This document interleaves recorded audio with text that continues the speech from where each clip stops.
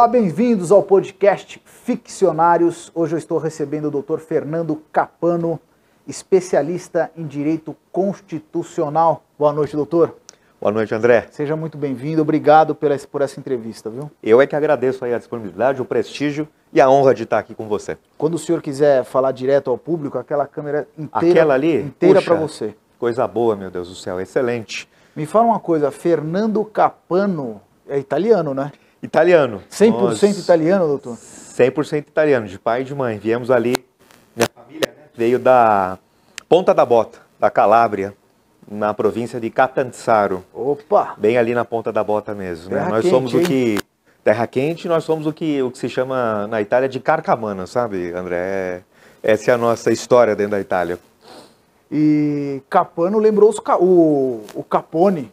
Pois é. Tem alguma ligação aí? Era o que a gente estava... Porque ele não respeitava os direitos constitucionais americanos. Era o que a gente estava brincando aqui nos bastidores, né? Meu bisavô e meu avô vieram para o Brasil, salvo o melhor juízo, acho que em 1898 ou 1900.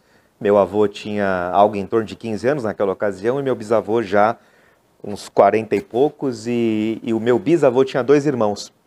Eles eram em 3, né? 2 desses irmãos escolheram ir para os Estados Unidos, imigrar para os Estados Unidos. E o meu bisavô escolheu vir para o Brasil. E aí, segundo a brincadeira da nossa família, né? Lá na Itália, a pronúncia é Cappano, não é Cappano.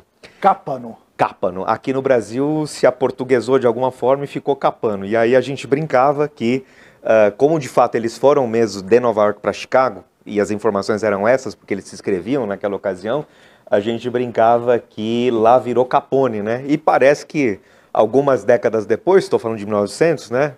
E o Al Capone naquela ocasião, ele ficou famoso ali na época em que se vedou, né, o consumo de álcool, né? Nos Estados Unidos, ali por volta dos anos 1930, né? Então nós brincamos que o Capone está na nossa família e é preciso ter um pouco de cuidado conosco porque a gente é dado a organizações mafiosas, né, André? Tendo em vista a região da qual se originou a família, é um povo com pouca paciência, É um pessoal. povo com um pouquinho de paciência mesmo, é verdade. Leva muito em conta a honra. Certamente, né? Isso é fato. Era uma brincadeira da família que eu costumo dizer isso em sala de aula, né? Falo, olha, tome cuidado comigo porque eu tenho Sangue calabreso. Um tio-avô famoso aí chamado Capone, cuidado comigo, portanto. E alguns alunos, de fato, acabam acreditando, né? Vem no final da aula e fala, professor, é verdade que o senhor é parente do Al Capone? Já fica preocupado, eu não vou, só quero levar nota boa para esse professor e mostrar que pois eu sei. Eu prometo me comportar, viu, professor?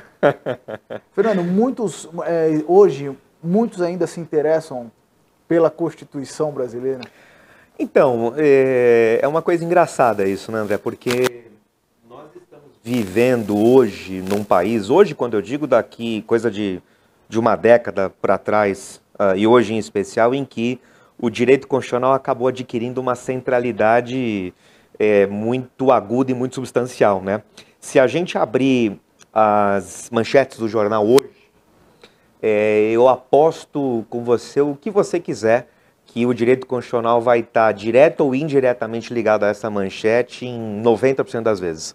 Então, o direito constitucional hoje, ele faz parte, ele impacta o nosso cotidiano a ponto de você, por exemplo, ter 11 ministros do nosso Supremo Tribunal Federal que são muito provavelmente mais conhecidos do que os 11 titulares da seleção brasileira. Veja, eu sou um sujeito que gosta muito de futebol, gosto de verdade.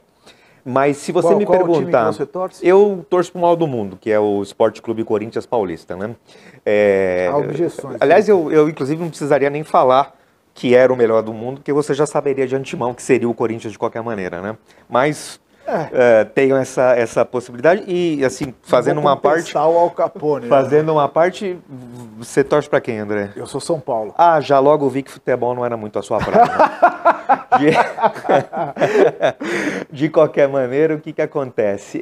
Se você me perguntar hoje quais são... Atualmente não é mesmo. Pois com todo respeito a quem torce para o São Paulo, pelo amor de Deus. Tenho muitos amigos queridos que são paulinos. Mas se você perguntar hoje para mim, por exemplo, que gosto de futebol, imagino que talvez você também, quais seriam os 11 titulares da seleção brasileira, do maior esporte do mundo, do esporte que é o esporte essencialmente mais praticado no Brasil, nós não vamos saber. Agora, se eu perguntar para você, que não é necessariamente da área, quem são os 11 ministros do Supremo, ou pelo menos quem são os principais ministros do Supremo, você certamente vai me falar isso com tranquilidade. Figuras carimbadas.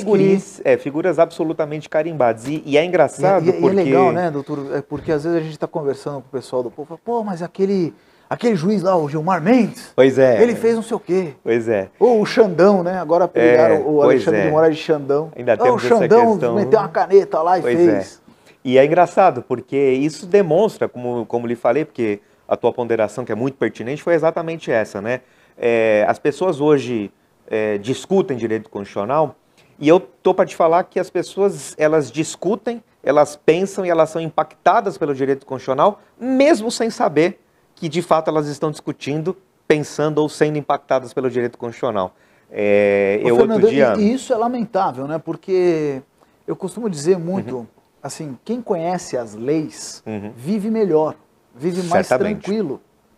Eu estou errado? Não, eu até imagino que o ideal é que já em ambiente de ensino médio nós tivéssemos a possibilidade de ter não um estudo muito aprofundado, por óbvio, mas um estudo que trouxesse para as pessoas uma noção importante, por exemplo, um despertar do direito, né? Porque o direito nesse aspecto, a partir da leitura do direito constitucional, tendo em vista que ele impacta na nossa vida no cotidiano, né, ele faz com que você tenha uma noção mais aprofundada de cidadania, né? Isso é importante porque isso traz uma contribuição muito substancial para a qualidade da nossa própria democracia, em alguma medida, né?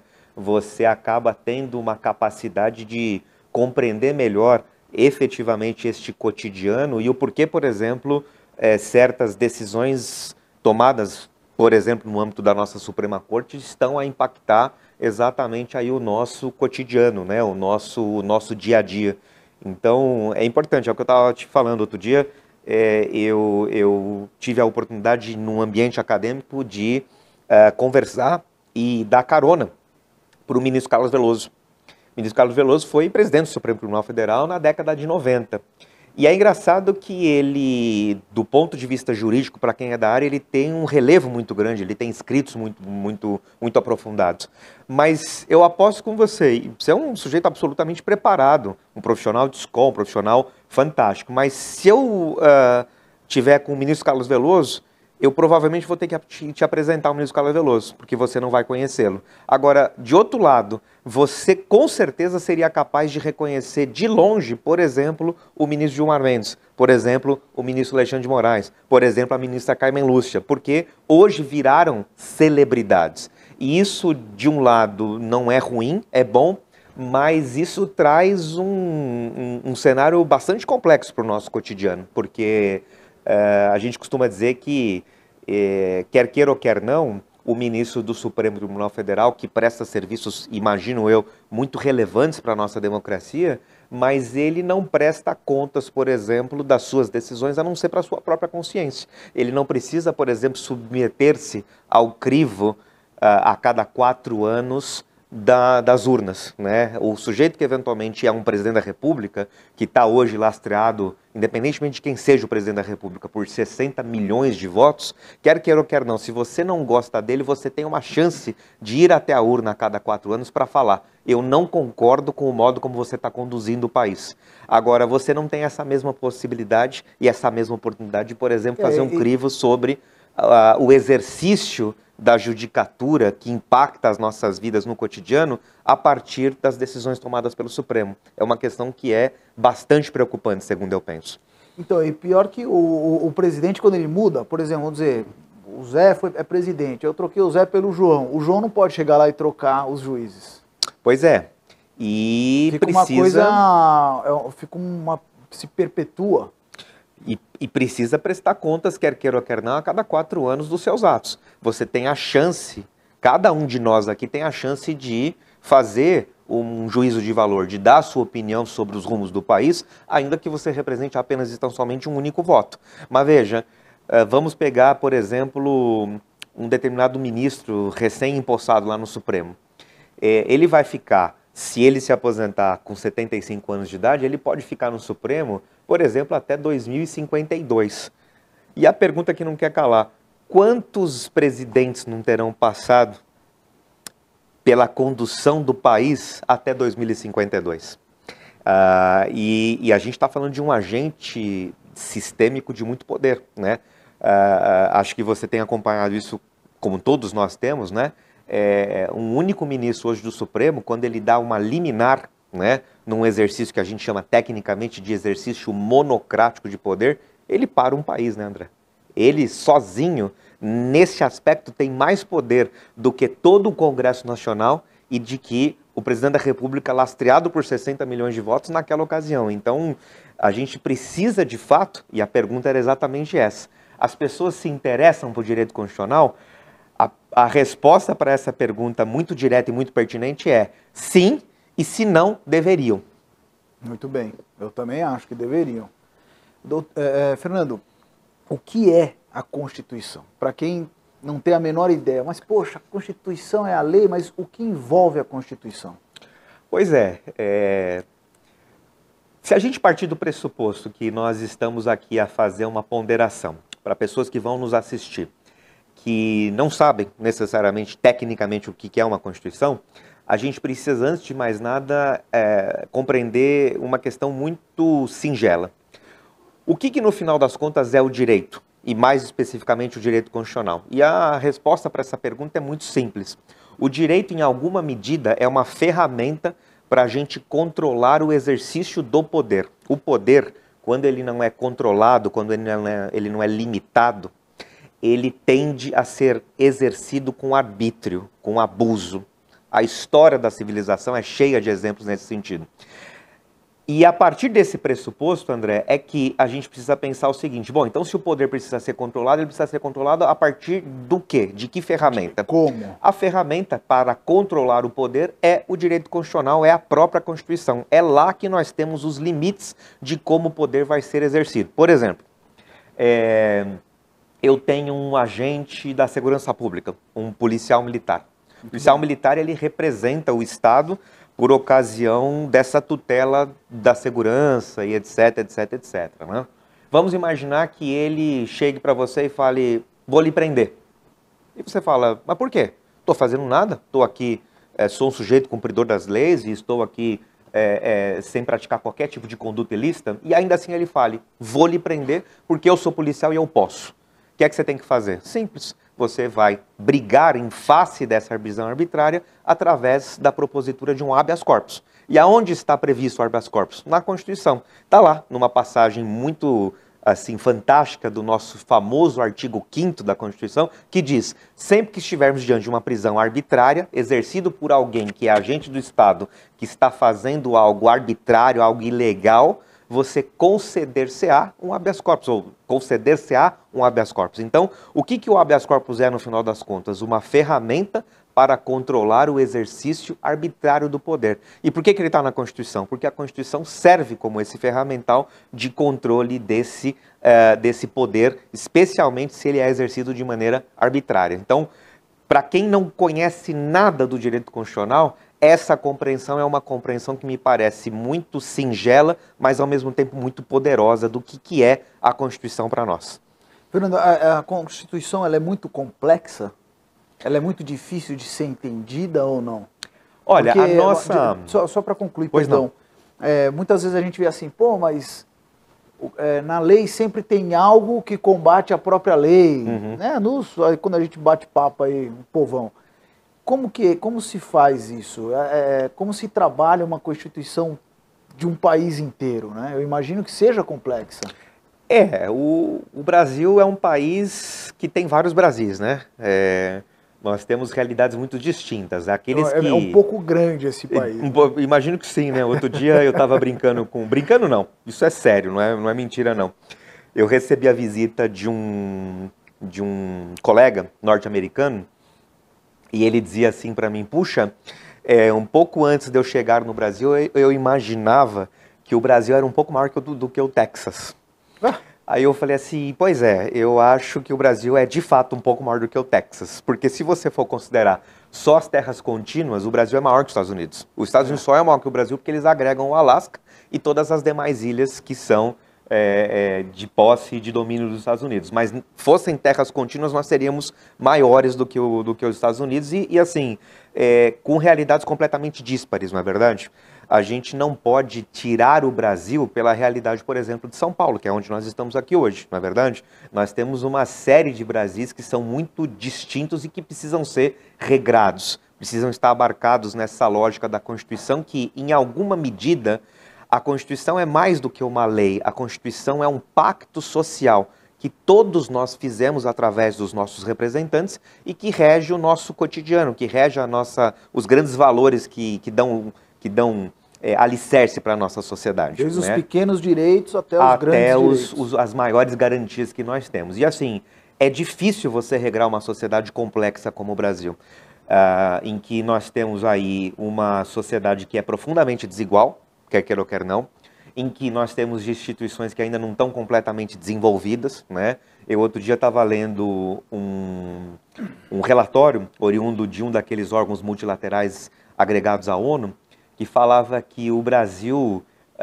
tem uma distribuição de renda tão desigual, mas tão, assim, ridiculamente desigual, que 1% da população brasileira, que hoje equivaleria a cerca de 2.200.000 pessoas, detém quase 50% de tudo aquilo que é produzido no Brasil. Então, essa é a nossa perspectiva, essa é a nossa realidade. Como é que você consegue regrar um país a partir desse tipo de pressuposto? Então, é complicado, é difícil, e por isso talvez você precise, na medida do possível, e foi essa a escolha do legislador lá em 88, quando fez a nossa Constituição. Éramos meninos e jovens ainda naquela ocasião, né, André? A gente ainda... O Brasil tinha sido desclassificado pela primeira vez pela França. A gente ainda era imberbe naquela ocasião, né? Ficamos a França do Platini. Ficamos muito chateados com o Zico perdendo um pênalti naquela ocasião, não é verdade? A bola que bateu no travessão nas costas do Carlos entrou. Exatamente, mas Sócrates acertou. Como eu fiquei traumatizado, hein? Sócrates errou o pênalti naquela ocasião também, né? E ele era esteio do nosso glorioso Esporte Clube Corinthians Paulista. De qualquer maneira, o nosso legislador naquela ocasião escolheu uma Constituição analítica. O que é uma Constituição analítica em contrapartida à chamada Constituição sintética, que é mais ou menos o caso da Constituição norte-americana, que basicamente tem apenas e tão somente alguns artigos e todo o restante é organizado através de lei ordinária. Nós escolhemos um modelo distinto, a gente escolheu regrar a nossa sociedade basicamente traduzindo ou tentando traduzir ela para dentro da Constituição. Então, para além dos direitos e garantias fundamentais, para além da estrutura do Estado, como é que funciona o Executivo, como é que funciona o Legislativo, como é que se aprovam as leis, de que modo você adquire o poder, etc, etc, etc, nós decidimos regrar ordem econômica, ordem social, qual é o conceito de família, qual é o conceito, quais são os lastros e os alicerces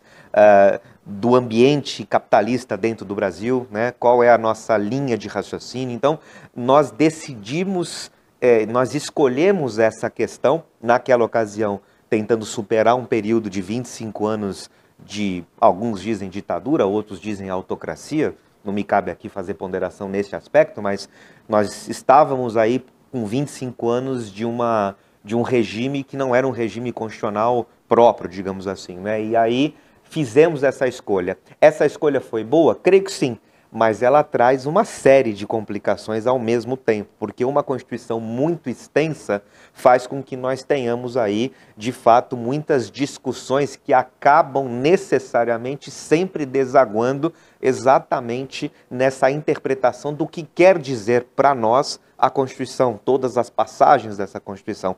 Talvez, e existem alguns doutrinadores que trabalham dentro dessa lógica, talvez se nós pudéssemos hoje, passados aí mais de 3 décadas de vigência da Constituição, talvez se hoje nós pudéssemos fazer uma escolha distinta, talvez hoje o Brasil se amoldaria melhor numa Constituição um pouco mais sintética, deixando algumas matérias para textos ordinários, para leis ordinárias. O que isso quer dizer?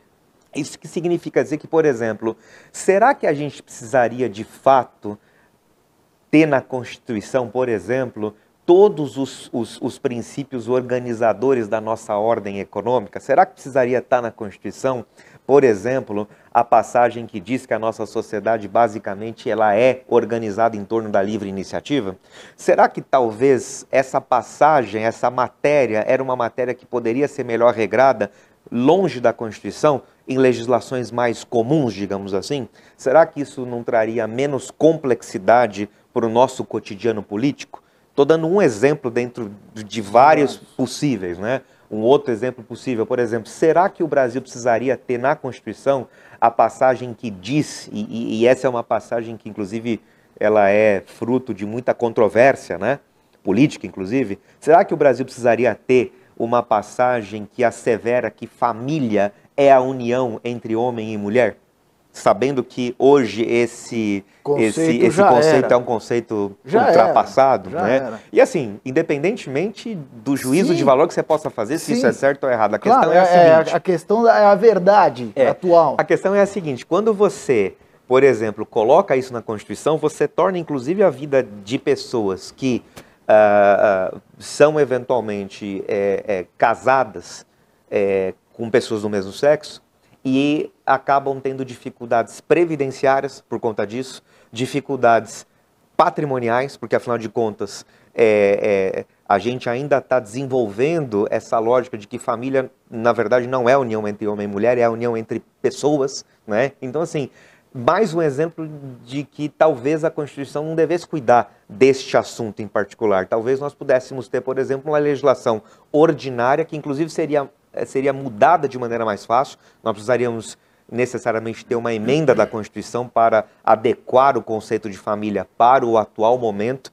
para o momento contemporâneo. E nessa linha de raciocínio, como disse, hoje me parece que talvez, se pudéssemos ter uma Constituição um pouco mais sintética, o Brasil poderia ser mais fácil, em alguma medida, de se gerenciar politicamente, de se gerenciar institucionalmente e de ter respostas políticas mais rápidas, inclusive, para se adequar às necessidades dessa sociedade complexa que a gente tem hoje.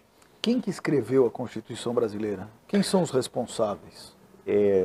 Os chamados legisladores constituintes, né, aqueles que fizeram o nosso pacto social, foram aqueles que, lá em 1985, antes ainda da nossa desclassificação para a França nas quartas de final da Copa do México, não é verdade? O pessoal mais jovem não vai precisar buscar isso no YouTube. Mas já ouviram falar do Zico e do Sócrates. E do Zico, do Sócrates, do Falcão e assim sucessivamente, né? Mas antes ainda, naquela ocasião, em 85 para 86, nós elegemos deputados e senadores que, ao mesmo tempo, foram também constituintes.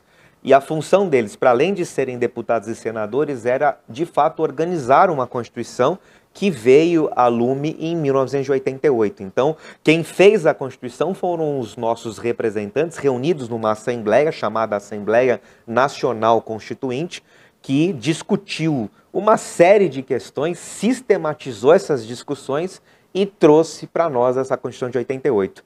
Para quem gosta do assunto, eu sugiro uma leitura, para quem gosta, né, pelo amor de Deus, eu sugiro uma leitura grátis, que está lá no site do Congresso Nacional. No site do Congresso Nacional, se você digitar lá Constituição de 88, você vai ter acesso a um livro em PDF chamado Anais da Constituição de 88. O que é que esse livro traz? Uma série de fotos, uma série de discussões, uma série de passagens das comissões temáticas que deram origem à lógica que nós vivemos atualmente. Então, só para você ter uma ideia do que traz esse livro, que é gratuito, está disponível no site do Congresso. Ele traz uma série de cartas que as pessoas escreviam, por exemplo, na comissão que tratou dos direitos das mulheres. Nós tínhamos uma comissão temática que tratava só desse assunto e que depois trouxe uma série de discussões para o plenário da Assembleia Constituinte. E nós tínhamos uma série de cartas escritas por personalidades e também por pessoas comuns do povo dizendo, olha, eu acho que na Constituição devia ter isso, devia ter aquilo. Essas cartas, André, elas eram recebidas no Congresso Nacional naquela ocasião, elas eram encaminhadas para essas comissões e, por incrível que pareça, algumas dessas sugestões dadas ou por personalidades ou por pessoas comuns do povo, hoje fazem parte do texto constitucional, porque era esse o momento de você superar um regime que nós vivíamos há 25 anos naquela ocasião, né, de 64 até 85. Que era o regime militar. Que era o regime militar, né? E naquele momento foi um momento de muita ebulição de ideias. E tudo isso está, em alguma medida, representado nesse livro. E a versão impressa dele é fantástica. É uma versão num papel bonito, num papel legal, né? Se eu não me engano, inclusive, alguns exemplares são distribuídos gratuitamente para quem visita o Congresso Nacional, se eu não me engano. Mas em PDF está disponível ao público lá no site do Congresso. E aí você folheia e você vê a reprodução dessas cartas, a reprodução dessas discussões, a reprodução dessas reuniões. Então, para quem gosta do assunto, para quem se interessa em por que o Brasil tem essa Constituição, eu sugiro fortemente a leitura desse livro, que é fantástico. Fernando, e é importante a gente relembrar que teve o governo militar, né? E aí tiveram as diretas já, né? Para eleger um novo presidente dentro de um regime democrático, e por isso que foi a necessidade de elaborar uma Assembleia Constituinte para fazer a nova Constituição, não é isso? Pois é, nós precisávamos, naquela ocasião, superar um período histórico, uma quadra histórica, e, portanto, quando isso acontece, não é só no Brasil, né? Eu costumo falar para os meus alunos que a gente precisa buscar alguns anos antes o que aconteceu, por exemplo, na Espanha e em Portugal. Espanha e Portugal nos anos 70, e nessa ocasião nós não tínhamos nascido ainda, né, André? Graças a Deus, não somos tão velhos assim quanto as pessoas imaginam, somos meninos, garotos ainda. Estamos na flor da idade. Estamos na flor da idade. Nunca me senti tão jovem. Muito menino, muito garoto, mas nos anos 70, Portugal era governado por Salazar, ditador Salazar, e a Espanha por Franco. Em 74, Portugal faz a Revolução dos Cravos, em 78 a Espanha também supera o regime de Franco, e ambos fazem uma nova Constituição. Então, Portugal vive sobre essa Constituição desde então, Espanha também. Nós pegamos um pouco dessa fonte e utilizamos para o nosso mesmo momento, porque 10 anos depois nós vivemos esse mesmo contexto social em que era necessário ter uma superação. Então há aí uma superação de um momento. Uma influência colonizadora? Uma influência da Península Ibérica, de uma escola de direito constitucional que se remonta à chamada Quinta República da França, porque a França também escolheu ter uma Constituição nos anos 50 para os anos 60 dentro dessa mesma lógica, né? E para superar um certo regime, lembrando que a França foi uma das potências vencedoras da Segunda Guerra Mundial, mas saiu da guerra totalmente depauperada, porque foi ocupada pelos nazistas, etc, etc, etc. Então, a França, nos anos 50, também superou um momento. E por que eu estou dizendo isso? Por que isso é importante? Porque a pergunta que não quer calar é a seguinte: será que nós estamos diante de um momento de superação também hoje, para que a gente possa viver sobre um novo regime constitucional? O que é que seria um novo regime constitucional hoje? Isso seria possível? Seria bom para o país? Estou te perguntando isso porque muito se fala de uma nova Constituição, especialmente nos últimos anos. Olha, Fernando, respondendo a você como cidadão, eu sinto que há uma forte necessidade de se reformular muitas coisas que são hoje cobertas pela nossa Constituição, né? Agora, a gente vai chegar nesse ponto, com certeza, mas por que a América escolheu diferente de nós? Por que eu acredito que na América Latina, então, inteira, deve ser o mesmo tipo de formação constitucional. De certo modo, México para baixo. De certo modo, a experiência, especialmente a experiência latino-americana, é uma experiência muito próxima da experiência do Brasil, exatamente por conta dessas influências ditas ibéricas, né? Da Espanha e de Portugal. Dos nossos colonizadores, da América Latina e do Brasil. Em grande medida, né? A história constitucional norte-americana ela é um tanto quanto distinta, né? A Constituição norte-americana ela parte de um pressuposto diferente do nosso, porque logo que eles adquiriram independência lá em 1776, a discussão havida lá era uma discussão bastante interessante, porque É preciso que a gente lembre que os Estados Unidos, eles eram até então 13 colônias distintas na então costa leste dos Estados Unidos, na atual costa leste dos Estados Unidos. E essas 13 colônias, André, elas não eram ligadas entre si. Elas respondiam independentemente ou de maneira autônoma diretamente para a Inglaterra naquela ocasião. Até que, percebendo que eles tinham, obviamente, assuntos em comum, eles resolveram, por N razões, que a gente for conversar aqui, nós vamos ficar até amanhã, mas eles decidiram optar por uma independência e por um modelo de federalismo que é o chamado federalismo por agregação. O que é que significa isso? Significa dizer que cada colônia era independente e eles resolveram fazer um pacto social, um pacto federativo que agregou essas colônias e eles viraram, então, os Estados Unidos da América. Depois da Guerra Civil e tudo mais. E aí depois tivemos a Guerra Civil e etc, etc, etc, né? Norte versus Sul, isso em 1860, né? Já com... Para ver qual a vontade ia prevalecer. Pois é, já com algumas décadas de experiência constitucional, mas lá em 1776 a discussão era essa, né? E assim, eu costumo dizer isso para os meus alunos também. Os Estados Unidos talvez pudesse ser um país completamente distinto daquele que a gente vê hoje, se, por exemplo, George Washington tivesse aceitado a coroa. Porque foi oferecida a George Washington a coroa para que ele pudesse ser, teoricamente, o rei daquele país que estava nascendo. Eis que a história nos diz que George Washington falou, não, eu aceito ser o primeiro presidente e vou sair do poder quando o meu mandato acabar, né? Então ele deu um exemplo de ser um estadista naquela ocasião, preservando uma instituição presidencial que já data de alguns séculos lá nos Estados Unidos. O Brasil foi diferente. É engraçado, né, Fernando? Porque é uma visão democrática, né? Naquela ocasião, né, e também para quem quer saber um pouco mais sobre isso, tem um outro livro muito bacana chamado O Federalista, que é feito por 3 Founding Fathers, né, os 3 pais fundadores dos Estados Unidos, basicamente Jay, Madison e, meu Deus do céu, me fugiu o terceiro. Eles chamam de Founding Fathers porque esses caras eles escreviam num jornal chamado O Federalista e todos esses artigos que eles escreviam lá estão reunidos neste livro e lá eles tratam exatamente dessas discussões, do tipo, qual é o modelo de país que nós queremos? Nós queremos, por exemplo, um país emulando a Inglaterra?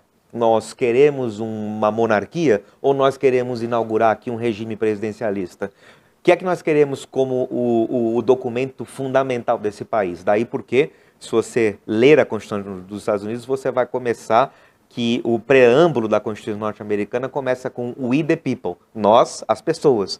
Pode parecer óbvio hoje isso para nós, mas em 1776, por incrível que pareça, isso era uma revolução. Literalmente era um pensamento revolucionário. Porque estava trazendo o discurso com a voz do povo. Em que o poder era de fato originado do povo e não da coroa. Exatamente, essa é a lógica. O Brasil é diferente. O Brasil, a gente precisa lembrar, o Brasil era um império. O Brasil funcionou como império desde a independência até 1889.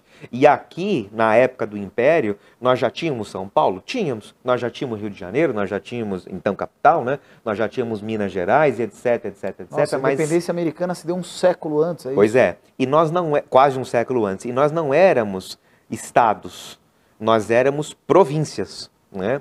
Nós éramos departamentos de um poder unitário cuja sede era no Rio de Janeiro, o poder imperial estava sediado lá. E aí, eu não disse para você que os Estados Unidos foi um federalismo por agregação, em que as colônias se agregaram? Pois é, o Brasil, quando adotou a fórmula republicana lá em 1889, o Brasil se desagregou, ou seja, dali para diante nós fundamos a figura de Estado que nós temos hoje. Então São Paulo passou a ter uma certa autonomia que não tinha antes, né? O modelo de federalismo que a gente adota aqui no Brasil é um modelo em que a União, o Estado e o município não são necessariamente subordinados. Eles têm cada um a sua competência, só que esse modelo de federalismo ele se desagregou. Nós tínhamos um poder unitário que se desagregou em vários centros de poderes distintos a partir dos estados e a partir dos municípios. E por que isso é importante e por que essa discussão ainda é uma discussão atual? Simples, porque você mesmo ponderou de maneira muito pertinente. Talvez estejamos diante de uma nova fórmula, de uma nova necessidade de Constituição, não é isso? Muito bem. Viajando do século XIX, agora para o século XXI, né? Está funcionando essa Constituição, Fernando? Então, precisamos talvez de uma nova Constituição? É uma ponderação pertinente. E por que discutir pacto federativo é importante? Porque, por exemplo, uma discussão de 10 anos atrás, que não é nada na história do mundo, foi emblemática para nós aqui e representou muito dessa discussão do porquê que talvez a gente precise adotar um modelo distinto. Para onde vão ou para onde deveriam ir os royalties de petróleo do pré-sal?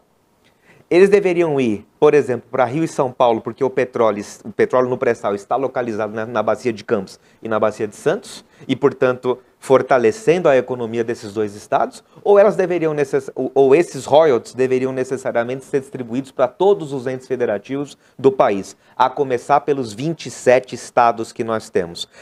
Pode parecer uma discussão pequena, mas ela é totalmente pertinente para o impacto nas nossas vidas. Como é hoje? Hoje, a rigor, nós temos essa discussão ainda em aberto sobre qual é, de fato, a destinação desse dinheiro. Se optou por distribuir de maneira mais uniforme esses royalties para outros estados da federação, mas eu ouço hoje ainda, e você já deve ter visto isso, porque você, como um jornalista de escola, um jornalista que tem um trabalho muito substancial, sabe disso melhor do que eu tenho visto aí umas discussões em grupo de WhatsApp, isso é todo dia, um monte de gente falar, poxa, São Paulo recolhe X bilhões de impostos e esses bilhões voltam numa porcentagem muito reduzida para São Paulo. Tudo isso é uma discussão de federalismo, tudo isso é uma discussão de pacto federalismo. Tem os mais exaltados querem de volta a Revolução de 32. Né? São Paulo podia se separar do Brasil. Pois é, vejo aí.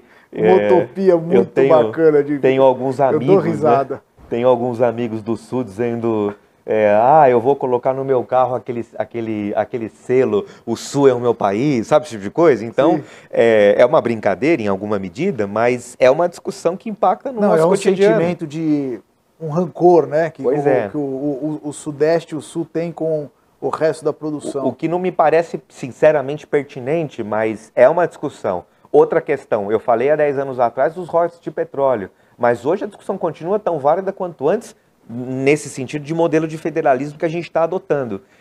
Por exemplo, o que nós queremos para a reforma tributária daqui para diante? O que é que nós queremos em relação à distribuição do imposto que os estados recolhem, chamado ICMS? A gente quer continuar essa guerra fiscal entre os estados, de modo que a empresa X recebe um incentivo fiscal para se instalar no estado X em detrimento do estado Y, onde de fato ela vai vender os seus produtos, porque lá ela recebeu um incentivo e aqui não. Estou elucubrando, né? Uhum. É uma discussão que está em aberto na tal reforma tributária que quer aprovar o governo. Mas isso também se cabe à independência que cada estado tem de colocar a sua lei tributária. Então, isso é necessariamente uma discussão de direito constitucional e de pacto federativo. Então, às vezes a gente fala assim, o direito constitucional é um negócio muito abstrato, o direito constitucional é uma coisa muito, assim, muito árida, muito fora da minha realidade. Pois é, o direito constitucional impacta no nosso cotidiano, né? As discussões que a gente tem feito no direito constitucional são discussões que necessariamente vão necessariamente mudar a nossa vida para melhor ou para pior. Por isso que, voltando a minutos atrás, por que as pessoas precisam, ou as pessoas gostam de direito constitucional? Se não gostam, deveriam gostar. Deveriam gostar, pelo menos compra o livro da Constituição e lê o prefácio, gente. Né? O mínimo, pô. Ô, Fernando, eu acho que é legal a gente tocar agora num assunto que é a questão criminal. Uhum. Eu acho que hoje o brasileiro, inclusive o presidente Jair Bolsonaro, quando foi eleito, um dos discursos que ele mais usou durante a campanha foi a questão de combater a criminalidade, de punir o criminoso, e o brasileiro deu um apoio muito grande. Eu considero até hoje que uma grande parte de votos do Jair Bolsonaro foi em decorrência desse discurso, de endurecer, né? Aquele, não quer ir pra cadeia, é só não cometer crime que você não vai, a cadeia tá ótima, é só você não ir que você, né? E a gente vê diversos crimes que acontecem sem direito de defesa, coisas pesadas mesmo, que não vale nem a pena a gente tocar, mas que acaba saindo leve para o autor do crime. Como que você encara isso dentro da nossa Constituição? Eu pergunto para você, Fernando, advogado e também como pessoa. Outro dia, Alexandre Nardoni pediu saída da cadeia para ficar cumprindo pena fora da cadeia, né? E tem outros diversos exemplos aí, Suzane von Richthofen, outros bárbaros aí que foram presos e que tem saidinha e que pode recorrer e que, na minha opinião, sinceramente falando, deveria ser prisão perpétua, nem poder pedir nada. Eu queria essa sua opinião a respeito disso. Olha, veja, essa questão ela é bastante complexa e você tem toda a razão. Esse assunto é um assunto que faz com que o povo vá raivoso, em alguma medida, para as urnas, né? Acho que a gente assistiu isso em 2018 claro, porque você leva o povo tranquilidade. Você toca o povo na emoção que ele está precisando sentir. Pois é, né? E assim, o amor e o ódio são sentimentos muito, muito fortes. Linhas tênues. E eles são capazes de mudar o mundo de fato. Né? Especialmente o ódio, em alguma medida. Mas a questão é a seguinte, eu consigo de fato compreender essa insatisfação da média do povo brasileiro com essa sensação de impunidade, especialmente para os crimes mais graves. Eu acho que a gente precisaria realmente repensar, talvez não a partir do endurecimento da lei, sinceramente. Eu acho que a gente precisaria pensar a partir de uma eficácia maior do próprio aparato judicial que levaria à responsabilização criminal. Né? Então, eu concordo que o processo precisa oferecer uma chance de defesa, isso é fato, precisa estar mergulhado no que a gente chama de devido processo legal, porque, afinal de contas, a história está cheia de exemplos em que as autoridades representantes do Estado estavam abusando do seu poder e, no primeiro momento, começaram com belíssimas intenções e, infelizmente, porque o poder não muda as pessoas, o poder só revela quem elas são. Isso acabou descambando por uma série de arbitrariedades. A história é recheada desses exemplos, mas, de outro lado, a gente precisa pensar que o aparato judicial precisaria ser mais eficaz. Mas veja, eu vejo poucas pessoas falando do seguinte, vamos pegar o caso desses homicídios que chamaram mais atenção da mídia, especialmente porque foram cometidos por pessoas em posições de relevo social dentro da sociedade. Lembrando que acontece muito em todo o Brasil, demais. Todo dia. O Brasil tem números de zona de guerra, a gente sabe disso, só que a gente fala pouco, né? O Brasil, com 50 mil mortes ano, está matando mais gente do que a Síria, 50 por mil exemplo. Mortes violentas, né? Exatamente, 50 mil mortes violentas ano. Está no mapa da segurança pública, né? Está no manuário da segurança pública. E pode ser consultado, né? O pessoal pode entrar e acompanhar todos os dias. Digita lá no Google, anuário da segurança pública, você vai ver lá que em 2022 para 2023, são os últimos números que nós temos, o Brasil está flutuando aí nessa lógica de 50 mil mortes ano, mortes violentas ano, o que faz com que nós estejamos matando mais do que na Síria. Ou seja, na Síria está em guerra civil, aqui não, em tese. Então, você me fez lembrar de uma coisa. Eu estava no Oriente Médio, trabalhando e conversando com o pessoal, com os empresários, e ele falou, pô, você é do Brasil, você é do Rio de Janeiro? Eu falei, não, eu sou de São Paulo. Ele falou, mas São Paulo? Ele não conhecia. Eu expliquei sobre São Paulo. Ele falou, mas qualquer hora vá para o Brasil, vai visitar São Paulo, conhecer o Brasil, vai conhecer o Rio de Janeiro. Ele falou, eu não, vocês estão em guerra civil lá no Rio, eu não vou não. Eu achei aquilo me espantou, mas ao mesmo tempo eu falei, bom, errado não está. Né? Em alguma medida talvez eles tenham razão, né, neste aspecto. Mas fato é que são números realmente muito, muito próximos de uma zona de guerra, se não números que superam zonas de guerra. Né? E pouco se fala, por exemplo, na questão do reparo do dano causado para as vítimas. Isso é o que mais me indigna. Isso é uma questão que me indigna também. Pois é. O que é que nós fizemos de verdade para tentar, na medida do possível, reparar em algum aspecto psicológico o que aquele sujeito chamado Champinha causou para a família daquela menina e daquele menino que foram mortos? Pois é. Salvo o melhor juízo, era o Felipe Café Alves, que era o menino. 19 anos. E a menina se chamava...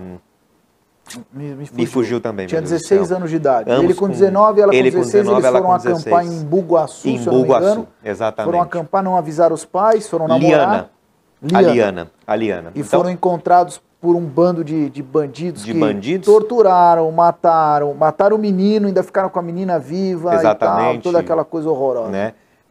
Quase se livrou esse champinha, né? Pois é, que é que fizemos, porque assim, prender aquela quadrilha de facínoras era o mínimo que nós esperávamos, por óbvio, fato. E talvez, eventualmente, até imaginar a possibilidade, neste tipo de conduta, imaginar que nós precisaríamos realmente de penas mais endurecidas neste aspecto. Mas veja, será que passar a vida toda atrás das grades, em alguma medida, realmente traria uma paz, de alguma forma, para a família dessas duas pessoas que foram mortas em condições bárbaras? Estou pegando um caso muito agudo, um caso muito fora da curva, para falar o seguinte: enquanto a gente não centrar foco e energia e gasto público com o reparo, na medida do possível, das vítimas de delitos, tá certo? Me parece que nós vamos continuar enxugando o gelo.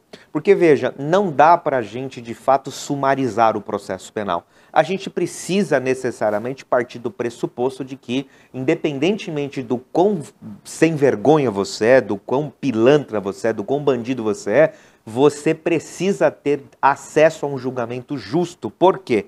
Porque se você não garantir julgamentos de qualidade, julgamentos justos, você está se equiparando ao bandido. E o Estado não pode se equiparar ao bandido em termos de retribuição. Tipo, olho por olho, dente por dente. Não dá. Começa a aparecer casos de injustiça. Pois é, não dá. Então, o Estado tem que agir racionalmente nessa perspectiva. Mas veja, e a família da vítima?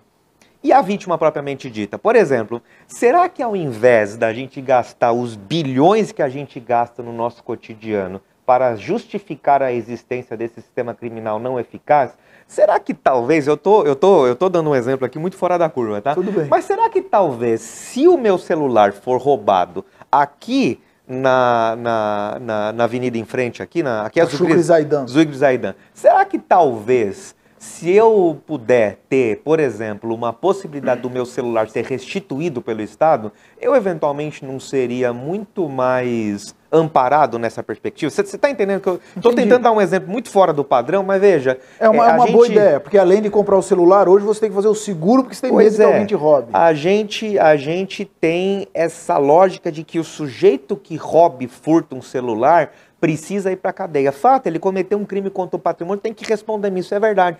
Mas, de verdade, eu preferia muito mais, tá certo? Que o meu celular fosse me dado de volta, se for o caso, e que esse sujeito ficasse preso dentro de um processo com qualidade de prestação judicial. Mas veja, pouco me importa no fundo, tá certo? O que é que vai acontecer com ele nessa perspectiva de reparo do meu patrimônio. É óbvio que se a gente puder ter um sistema que, na medida do possível, demonstre para a pessoa que ela precisa voltar para a sociedade, o pressuposto é esse, né? Mais educada, melhor, e etc, excelente. Mas veja, e eu que fui a vítima desse crime? Porque, veja, eu vou ficar sem celular, por exemplo, estou dando um exemplo muito fora do padrão, mas veja, eu vou ficar sem celular, tá certo? Eu vou ter que comprar de novo, eu vou ter que fazer seguro de novo, eu vou ter que reparar eventuais dados que eu vou buscar na nuvem e tudo mais e tal. E, além de tudo, eu não vou ficar, muito provavelmente, eu não vou saber exatamente qual foi o destino daquele sujeito. E vamos imaginar que o pressuposto fosse que esse cara, entendeu, André? Que esse cara fosse, porque ele furtou, porque ele roubou um celular. E aqui eu não estou dizendo que ele furtou o celular por causa da cervejinha, pelo amor de Deus, hein? Não é isso, tá? Que isso fique bem claro, pelo amor de Deus. Mas veja, ele roubou para comprar uma carteira de cigarro. Mas veja, vamos imaginar que eu digo o seguinte: amigão, você furtou um celular, né? Então, por conta disso, você vai para a cadeia, você vai ficar 10 anos na cadeia e você vai cumprir os 10 de pena.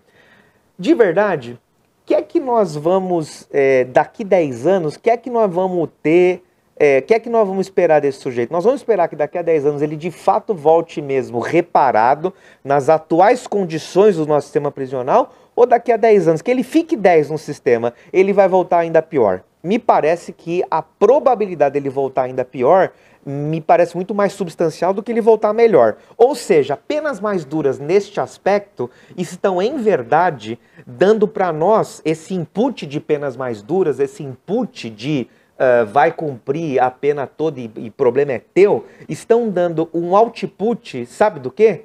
De pessoas recrutadas de maneira mais fácil e cada vez mais para o tal crime organizado. Então, ao invés da gente estar reparando, em alguma medida, essas pessoas, nós estamos agregando essas pessoas para esse exército de facínoras que estão a se organizar de uma maneira muito complexa, tá certo? E estão cada vez mais a aterrorizar o nosso cotidiano. Por que eu estou dizendo isso? Porque se penas mais duras fossem efetivamente oportunas para dar o output que nós queremos, que é uma sociedade mais segura, você há de convir comigo que, por exemplo, vamos falar de novo dos Estados Unidos da América. Vamos falar dos Estados Unidos da América. Os Estados Unidos da América é um local onde temos penas muito duras. Eu acho que os Estados Unidos é uma grande referência que nós temos desde sempre. Pois é.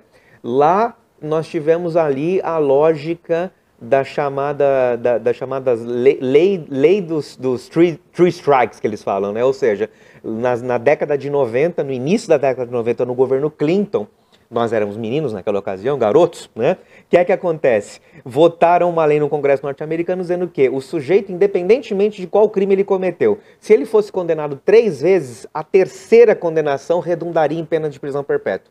Tudo bem? Logo, as pessoas naquela ocasião falaram, finalmente, nós temos uma lei que vai demonstrar que aqui nos Estados Unidos não tem essa conversa de crime, não. Parabéns aos nossos legisladores. Pois é, passados 30 anos dessa oportunidade, o próprio Clinton, que foi, em tese, um dos sujeitos que patrocinou essa ideia, até para que ele pudesse eleger presidente dos Estados Unidos e para que ele continuasse na reeleição, ele mesmo está dizendo, ele mesmo disse assim, puxa, nós nos equivocamos, porque nós decuplicamos a população carcerária por conta disso, tá certo? E ao invés da gente trazer mais segurança para as nossas cidades, para o nosso tecido social, nós agravamos essa situação no final das contas e o índice criminal não baixou por conta disso. Ou seja, se a gente fizer um paralelo com os Estados Unidos, tá certo? Os Estados Unidos é exemplo típico e clássico do porquê que as tais das penas mais duras necessariamente não funcionam no que nós queremos colher de resultado. O que nós queremos colher de resultado é uma sociedade mais equânime e mais justa. Nesse sentido, se nós gastássemos dinheiro público e focássemos as nossas energias não necessariamente em quem comete o crime, em sim em quem é vítima do crime, talvez nós efetivamente criaríamos uma sensação de eficácia do Poder Judiciário de maneira mais substancial. O que é que isso significa? A insatisfação e o sentimento de impunidade. O que é que isso significa? 2 palavras. Justiça restaurativa. A justiça restaurativa parte desse pressuposto. É restaurar a condição anterior, na medida do possível, de quem sofre o ilícito e não de quem pratica o ilícito. Quem pratica o ilícito tem que ser preso? Tem. Dentro de um devido processo legal, com qualidade de prestação jurisdicional para evitar abusos. Beleza, está resolvido esse problema, vamos tratar desse cara para que esse cara não engrosse as fileiras do crime organizado. Agora, o que nós vamos fazer com a bendita da vítima? Vamos focar vamos focar nossa energia em restaurar, na medida do possível, você está entendendo? O status quo ante da vítima. Eu dei o exemplo do celular. Um exemplo muito fora da curva. Ah, pô, doutor Fernando, então quer dizer que furtaram o meu celular, o Estado vai lá me dar um novo? Não é bem isso, mas seria em alguma medida a tentativa de você fazer com que o sujeito não sofra prejuízo. Que ele está realmente, de fato, preocupado com você e com a lesão que você sofreu. Um membro da minha família foi morto. A vida dele volta? Negativo. O cara vai ficar preso 50 anos. A vida do seu ente querido volta? Não volta. Agora, se de repente você tiver, no médio e longo prazo, uma qualidade, porque estamos falando dos crimes que você mencionou, são crimes de pessoas que têm acesso econômico a esse tipo de tratamento. Mas a maior 95% das pessoas, por exemplo, não teria a possibilidade de custear um tratamento psicológico, de modo que ele vivenciasse com qualidade, entre aspas, esse luto. E que ele entendesse esse processo. Quer dizer, será que talvez nós não poderíamos fazer uma política pública que tensionasse capacitar agentes estatais ou agentes privados prestando serviço para o Estado que pudessem fazer uma escuta de qualidade dessa família vítima de um homicídio, nessa lógica de 50 mil homicídios ano, que pudessem, na medida do possível, fazer com que essa perda fosse não minorada, mas porque ela fosse melhor compreendida? Estou falando do homicídio agora, já falei do crime patrimonial, você está entendendo? Outra, e aí você vai ficar chateado comigo, você vai ficar nervoso, vai falar, pô, trouxemos um sujeito aqui que é um comunista, meu Deus, que absurdo. Será que a gente precisa, André? Será que a gente... é engraçado. Quando o pessoal fala em comunismo, eu dou muita risada. Mas que comunista, bicho? Será que a gente precisa, André? Pelo amor do meu filho que está em casa me esperando lá. Um beijo, viu, filho? Um beijo do pai. Quantos anos? 11 anos. Que bonitinho. Será que a gente precisa tratar os delitos? E estou falando de um assunto que é de ontem. Ontem o Senado aprovou uma emenda constitucional, vai passar agora pela Câmara dos Deputados, que endurece o tratamento relacionado aos ilícitos de entorpecente, quer seja na figura do tráfico, quer seja ainda na figura do usuário. Não será preso, mas sofrerá um processo crime. Está na Constituição, é uma resposta do Senado ao julgamento que se está fazendo hoje no Supremo Tribunal Federal. Pergunto, será que as ferramentas do direito penal são de fato adequadas para tratar esses ditos ilícitos vinculados aos entorpecentes? Será que talvez a gente não podia compreender essa questão de uma maneira distinta? Por exemplo, e aqui, uma vez mais, estou dizendo com todas as letras, droga é ruim, é a pior coisa que existe. Mas veja... Não usem droga. Pelo amor de Deus. Mas veja, vamos pegar a nossa geração. Não os meninos que estão nos assistindo aqui, a nossa geração. Eu queria muito ser um cara que vivia no mundo de Marlboro. Você lembra disso? Sem dúvida. Cara no cavalo, bonitão, tal, fumando, bacana, tal. Por quê? Porque as propagandas de cigarro naquela ocasião, nos anos 80, eram propagandas maravilhosas. E o ato de fumar era um ato glamuroso, era socialmente bacana. Era status com as garotas. Era status e tudo mais. Pois é.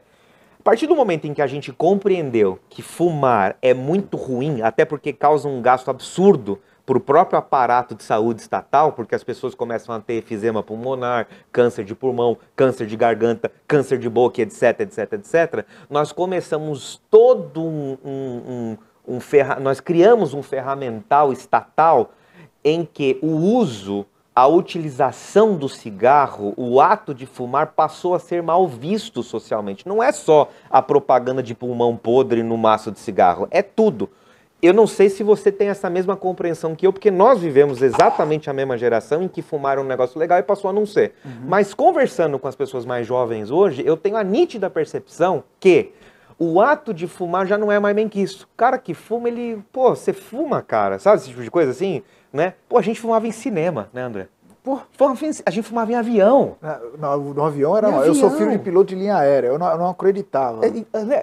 Assim, não me passa pela cabeça que uma pessoa possa... que era assim, era o lado dos não fumantes e dos fumantes. Só que tava todo mundo sentado do lado a lado. Se você fala para um menino de 20 anos hoje de idade que se fumava em avião, ele vai falar, não é possível que vocês eram irresponsáveis a esse ponto de deixar uma pessoa acender um cigarro porque podia pegar fogo dentro do avião. Uma cinza podia caminhar lá no... Eu não sei como isso não aconteceu tantas e tantas vezes, aliás. Já deve ter acontecido em algum lugar desse planeta, a gente não sabe. E hoje, você fuma, excelente. Dentro da sua casa, tá tudo certo, na medida do possível, e todas as propagandas estão a causar esse desincentivo, etc, etc, etc. Resultado prático. Se você pegar a molecada de 18 a 30 anos de idade, e veja que eu estou chamando uma pessoa de 30 anos de menino, né? Sinal da minha idade, e da idade do André também, embora ele seja muito mais novo do que eu. Mas o que é que acontece? Se você pegar essa faixa etária, você vai ver que o percentual de pessoas que fumam diminuiu exponencialmente. Por que eu estou dizendo isso? Porque talvez, só talvez, e não me chamem de comunista pelo amor de Deus, mas talvez, será que a gente não podia, para além da ferramenta do direito penal, para além da ferramenta judicial, será que a gente não podia trabalhar o consumo de substâncias ilícitas, entorpecentes, da mesma maneira? Será que a gente não podia, de repente, compreender que uma pessoa que eventualmente consome uma substância ilícita, tipo uma cocaína, tipo uma maconha, tipo uma droga sintética, essa pessoa, em alguma medida, ela é doente, ela precisa de um tratamento de saúde e a gente precisa ter um tratamento psiquiátrico, de alguma forma, e assim, e a gente precisa, de repente, tirar o Poder Judiciário dessa equação, porque, sabe, anos atrás, olha, eu vou ter uma opinião. Eu já falei para vários amigos policiais, eu falo, cara, viciado não é problema de polícia. O viciado, ele é problema de saúde. Pois é. O traficante, sim. Esse é problema de polícia, de crime. Agora, o viciado, você pegar um policial militar, que ele está na rua para combater o crime. O crime que, de fato, esgarça o tecido social. Um homicídio, um roubo, né? Sabe? Aí, tive lá na gestão da ordem, né? Da OAB São Paulo, como gestor de ordem, né? Um mandato cumprido pela advocacia. E, por conta disso, fui visitar o presídio feminino aqui em Santana, em São Paulo. Ali onde era o antigo Carandiru. Exatamente. O presídio feminino continua funcionando lá. Naquela ocasião, cerca de 2.000 detentas. E aí perguntei, isso anos atrás, perguntei para a diretora, doutora, quantas das pessoas que estão aqui, das detentas, das pessoas que estão internas, respondem ou estão condenadas por ilícitos de entorpecentes? Ela falou, doutor, 83%. Ou seja, de cada 100, 83 estavam vinculadas própria ou impropriamente a esses ilícitos. Aí veja, você Mas pega isso inclui tráfico também. Também. Aí você pega uma mulher dessa. Você pega uma mulher dessa que eventualmente estava... veja, o artigo 33 da Lei de Drogas, ela não trata só do grande traficante. Ela trata também do sujeito que abriu uma portinha e está vendendo meia dúzia de cigarro de maconha lá. Pois bem, essa sujeita vai responder pelo tráfico na lógica do 33, o artigo da Lei de Drogas, e ela vai responder por uma pena de 10 anos. Dessa pena de 10 anos que ela fique 5 interna, que ela fique 4 interna. E ela tem 2 ou 3 filhos, um com 5, outro com 7 e outro com 10, tá certo? E ela vai presa. Sai dali 5 anos, tudo bem? Volta para casa dali 5 anos. Pergunto, onde ficaram essas pessoas, essas crianças? Com quem ficaram, qual foi o destino delas, etc, etc, etc. Aí eu pergunto, esse input que nós estamos dando, colocando essa pessoa na cadeia e desprezando todo o contexto familiar, o que é que nós queremos colher de resultado disso?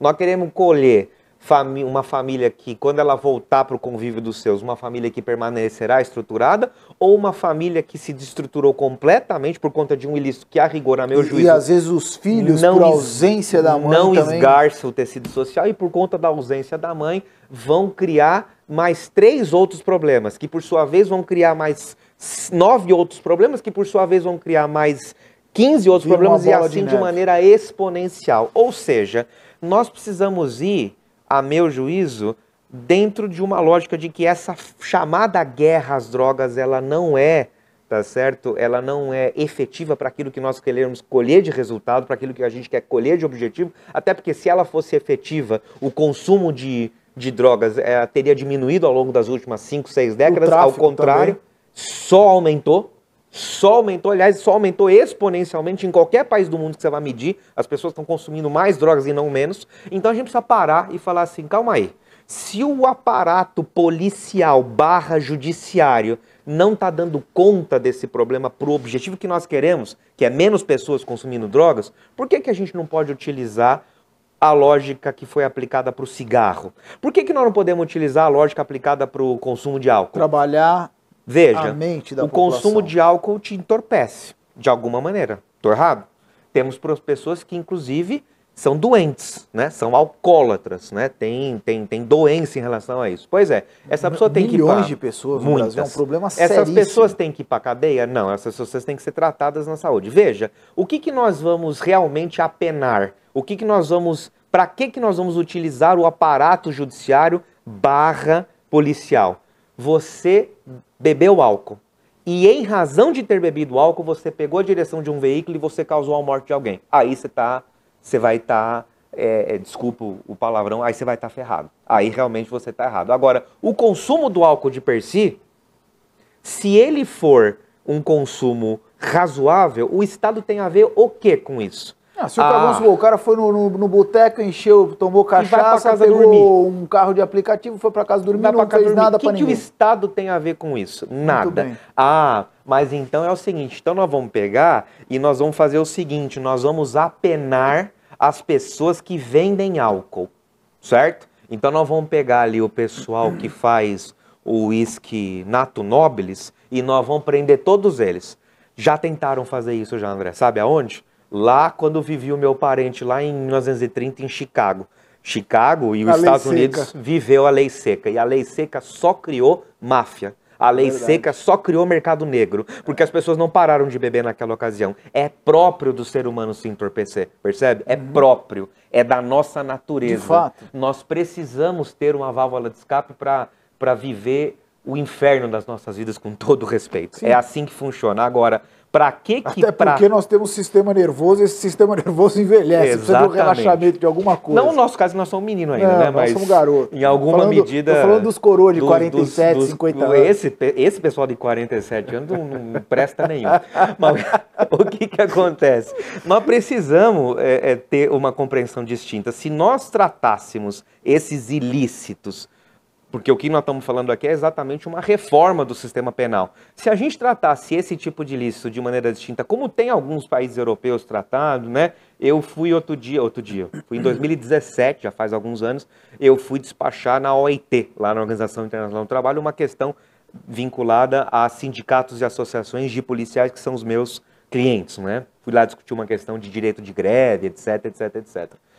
A OIT tem sede em Genebra, da Suíça. Andando por Genebra, eu comecei a ver em várias esquinas lojas especializadas, e isso eu já vi também na Itália, isso eu já vi em Portugal, você deve ter visto também muito provavelmente, várias lojas especializadas em vender maconha de todos os tipos, né?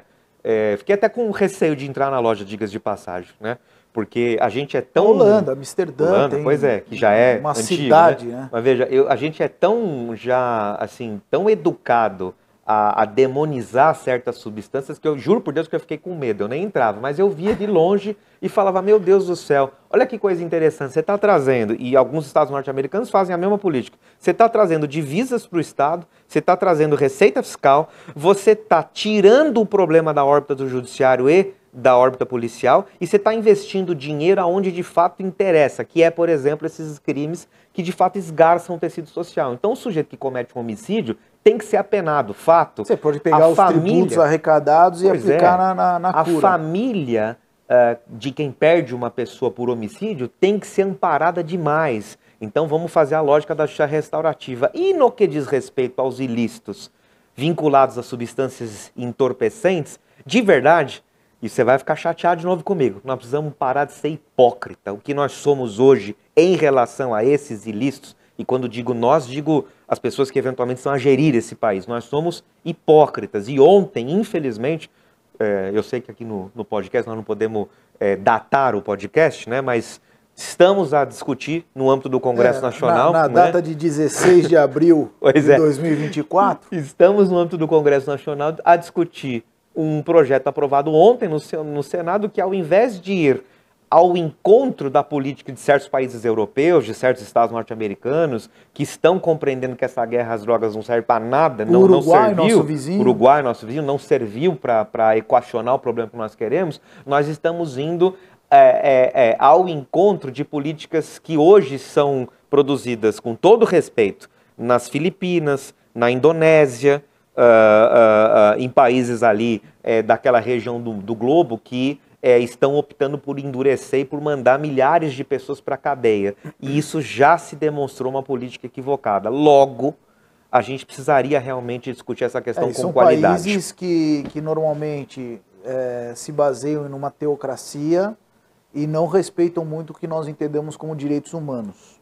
na lógica do devido processo legal, você tem absoluta razão. Então, veja que nós estamos nos equiparando às políticas produzidas nestes países autocráticos, ao invés da gente encarar o problema de uma maneira distinta, de uma maneira mais civilizada, digamos assim. Assim, eu estou com tranquilidade para falar isso com você agora, André, porque, veja, eu não sou político, eu sou um singelo profissional da advocacia e um singelo professor de Direito Constitucional que veio aqui encher o seu saco nesse podcast. Imagina, tá? É uma satisfação. Mas... Quem está te perturbando aqui com pergunta sou eu. Mas veja, o político que talvez trazer uma discussão por essa perspectiva é um sujeito que fatalmente não será eleito. Então, vale mais a pena, e estou dizendo isso porque eu tenho exemplo na minha casa, né? Meu pai e minha mãe, respectivamente, com 78 e 88 anos de idade, se eu falar algo nesse sentido, eu espero que eles não assistam, eles em especial, este podcast, as outras pessoas podem assistir, por favor, eles vão falar, absurdo, é absurdo, esse menino virou comunista, que erro eu cometi, meu Deus eles do céu. Eles podem achar que existe comunismo. Pois aí. Então... eles viveram, pô. Estou conclamando aqui, a partir de uma visão de ambiente acadêmico e de quem opera o direito criminal no cotidiano, para que a gente discuta essa questão de maneira menos hipócrita e a lógica criminal como um todo, que no fundo foi essa a tua pergunta, e eu trouxe 3 exemplos distintos: crimes contra a vida, crimes contra o patrimônio e ilícitos, né? Crimes tidos em relação ao consumo de substâncias entorpecentes ilícitas, né? Eu trouxe 3 exemplos distintos para você de como talvez nós poderíamos tratar o problema numa abordagem distinta daquela que a gente aborda hoje. Muito bem. Agora, sabe o que eu quero falar? Sobre tributos, impostos, reforma tributária dentro da lei. Como que o senhor enxerga isso hoje? Como que isso está? O brasileiro completamente insatisfeito com a questão dos impostos. Hoje nós somos o país que mais tem impostos, acho, no planeta. Imagino que a nossa carga tributária seja realmente... A carga tributária é uma das mais pesadas do mundo. Próxima dos países nórdicos, né? Como resolver isso? Primeiro de tudo, a gente precisa, e me parece que a reforma tributária nesse aspecto está caminhando bem. Nós precisamos racionalizar o sistema. Ela está acontecendo nesse momento. Já está em discussão, é que eu não sei se o governo vai ter, a partir do ano que vem, capital político suficiente para poder passar essa reforma. Espero que sim, porque a reforma, a proposta que eu li, me parece uma proposta interessante apelo, neste aspecto. Fernando, né? Porque se é para o bem do povo, se é para melhorar a condição da carga tributária sobre o povo brasileiro, os nossos políticos precisam pensar um pouco mais no povo. Com certeza. Isso é fato e assim, nós temos uma carga tributária que é equivalente à carga tributária dos países nórdicos, por exemplo. Então você pega ali a porcentagem versus PIB. Estamos falando da Noruega, de uma Dinamarca, por exemplo, Irlanda, de uma Noruega e tudo mais, você vai ver que a carga tributária é o equivalente, só que, por exemplo, lá você toma um ônibus e não precisa pagar. Tudo bem? Escola. Né? Lá, a escola na Finlândia, por exemplo, a Finlândia hoje, salvo o melhor juízo, é o país que melhor forma os seus jovens no mundo. Supera, inclusive, países do Oriente, né? Japão, a própria China, que está crescendo bastante formação nesse aspecto sem e tudo custo. Mais. Gratuita, né? Fornecida com muita qualidade pelo Estado. E não é o que acontece aqui. Ah, Fernando, André, mas vocês estão comparando os países nórdicos pequenos com uma população minúscula, sendo que a população, sei lá, da Finlândia é o equivalente do bairro da Lapa aqui em São Paulo. É fato, é verdade. Mas não justifica a gente ter uma carga tributária como a gente tem. Mas, para além disso, me parece que a gente precisa primeiro fazer com que o sistema tributário seja mais racional. Daí porque a adoção do tal do IVA, né, que é aquele imposto de valor agregado, faz muito mais sentido do que você pagar 36 impostos distintos, né? Uhum. Eu, antes de ter um escritório de advocacia, não sabia que, por exemplo, para cada nota fiscal que eu forneço para os meus clientes, eu, além de pagar imposto de renda, tenho que pagar CSLL, né, Contribuição Social sobre Lucro Líquido, né? E além do IRPJ, pago ainda o tal do PIS/COFINS. E, com todo respeito, veja, eu não sou tributarista, não estudo direito tributário de maneira aprofundada, eu faço uma abordagem do aspecto tributário a partir do direito constitucional, mas veja, eu confesso a você que eu tenho dificuldade de saber qual é o fato gerador. Fato gerador é o elemento número 1 do direito tributário, né? Então, do fato gerador surge a obrigação de pagar imposto. qual é o fato gerador que me obriga a pagar, por exemplo, o PIS? O PIS incide exatamente sobre o quê? Qual é a minha lógica e qual é a destinação do PIS neste aspecto? Qual é a destinação do COFINS? Qual é a destinação da contribuição social sobre lucro líquido? E assim sucessivamente. Então, veja, o sistema precisa ser racionalizado. E me parece que tirar todos esses impostos e agregar o tal do IVA vai fazer bem para a gente. Sabe por quê? Porque nós vamos saber exatamente o quanto a gente paga de imposto. E assim, eu tenho minhas críticas muito severas aos Estados Unidos da América, especialmente no que diz respeito ao seu sistema criminal. Mas, por exemplo, eu tive a oportunidade de viver lá durante quase 2 anos quando eu era adolescente. Fui viver num lugar chamado Creighton, uma cidade de 1.200 habitantes, num estado chamado Nebraska. Tá. Perto daquele local onde tem aquelas caras dos presidentes esculpidas no norte. No monte. Indo para o Canadá, aquele monte frio, hein, com a cara dos presidentes chama-se Monte Rushmore, né?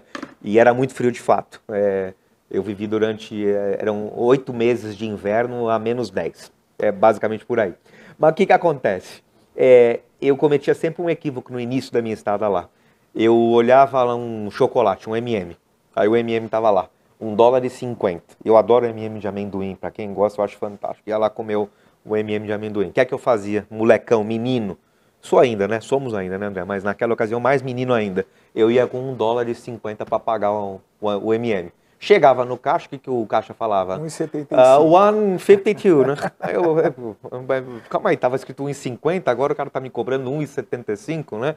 Pois é, porque eu paguei 15 centavos de imposto naquele M&M. Eu sabia exatamente o quanto de imposto eu paguei naquele chocolate. Outro dia, comprei... Eu passei a mesma situação nos Estados Unidos para comprar uma bola de futebol americano. Bola de futebol americano. Peguei, feliz da vida, meu pai tinha me dado, sei lá, $10. Eu fui comprar a bola, o Wilson, né? Cheguei lá, tinha um imposto e meu pai já estava longe. Eu cadê? Desisti, eu tive que ir correndo no velho. Tá faltando uns centavos lá. Pois é.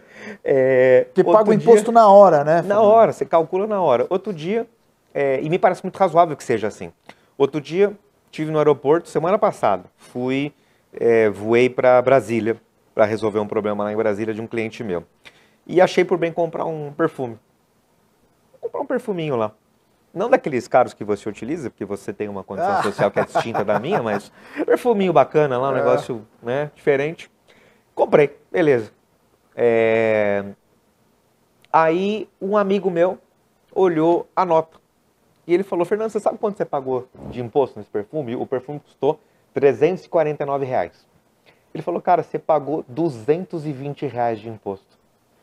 André do céu, R$220 de imposto num produto que vale 350. Eu paguei mais de imposto do que o perfume propriamente dito. Isso é ridículo, com todo respeito. É ridículo. A duas, eu não sabia. Foi só esse amigo meu que me chamou a atenção porque ele teve a curiosidade de olhar a nota fiscal e falar quanto de imposto você pagou, porque para mim tinha passado batido. Quando me falaram o preço... exemplo diário que as pessoas podem ter é com a gasolina. Exatamente. Você coloca a gasolina no seu carro, que muita gente não faz, brasileiro não tem mania de não pedir nota fiscal. Exatamente. Eu tenho toque, se eu não peço a nota fiscal, eu sonho com o frentista. Então eu peço a nota fiscal. Se você ler a nota fiscal, lá está escrito.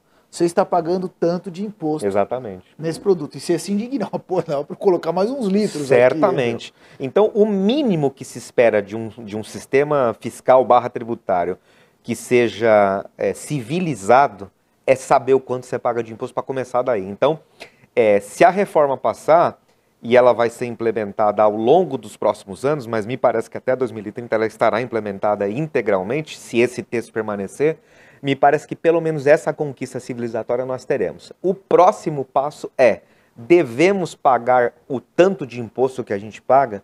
A gente precisa ter uma carga tributária que, vez por outra, bate quase metade do PIB, a ponto de você ter que trabalhar 6 meses por ano para pagar impostos? Me parece que a resposta é negativa, né? Especialmente, com todo respeito, pela qualidade de serviços públicos que nos são oferecidos. Exatamente. Né? Eu não sou contra o serviço público, ao contrário.